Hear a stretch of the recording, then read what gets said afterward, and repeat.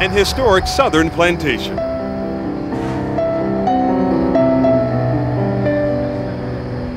Where the charm of nearly 150 years comes to life from the moment you pass through the sturdy white columns and rise up the front steps onto its grand porch.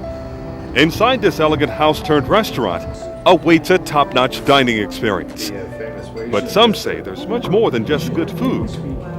There are also a few spirits.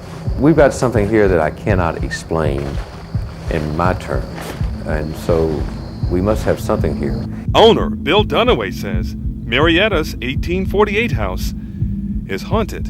They're mischievous, they're not nasty. They can bother you, but they really, I don't think, try to scare you. He says the ghosts especially like the Scarlet Room, which functioned as a Union operating room during the Civil War.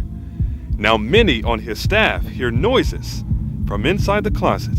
We're talking about loud noises, and we'll come over and try to open up the door. They can't. And then about 20 or 30 minutes later, they try it. The door opens very nicely. Of course, there's nothing inside. Dunaway says restaurant guests have also had sightings. I had a couple seated one Sunday evening in a wing down there that looks right up at this window. They'd been seated for about 20 or 30 minutes. They came back to my manager and said, is anyone upstairs? And Mike said, no one's upstairs. I said, well, there are a couple of senators said, well, we've been sitting out there and we looked up to that window upstairs and we saw a woman peering out the window, and they saw her in such detail that she had a handkerchief stuffed up her sleeve. They saw her again. She just kind of disappeared. And the only thing that the couple could remember that was common about the two instances, about 10 or 15 minutes apart, was they could hear the train going by. I have a feeling they're very much a part of the house and the life. And Bill's wife, Dot, has her own ghost stories. We were sitting inside talking about decorations for fall, and one of the ladies who'd worked here for a long time said, look out the front window.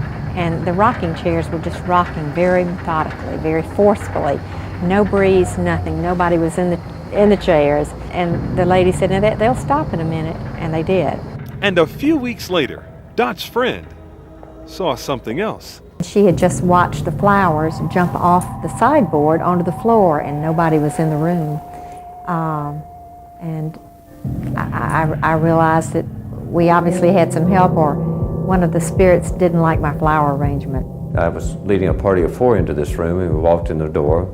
I looked up in the chandelier, which it's not an old chandelier, but it was swinging on an arc. It wasn't vibrating, it wasn't slightly moving, but it was literally swinging on an arc of a couple of feet. And I walked in and stopped it with my hand, and the party of 4 behind me said, well, what was that all about? And I didn't tell them because I figured if I told them, they would not want to be seated in here. That was the experience where I said, okay, George or Lillian had finally gotten to me. And George and Lillian are the names that we used for the two ghosts. Though the Dunaways consider George and Lillian to be friendly, neither really wants to find out firsthand. I don't want to spend the night here by myself and become a real believer. I'm not that adventurous. And so the next time you venture out to this historic plantation, make room at your table for 2 more. Perhaps George and Lillian will join you for dinner.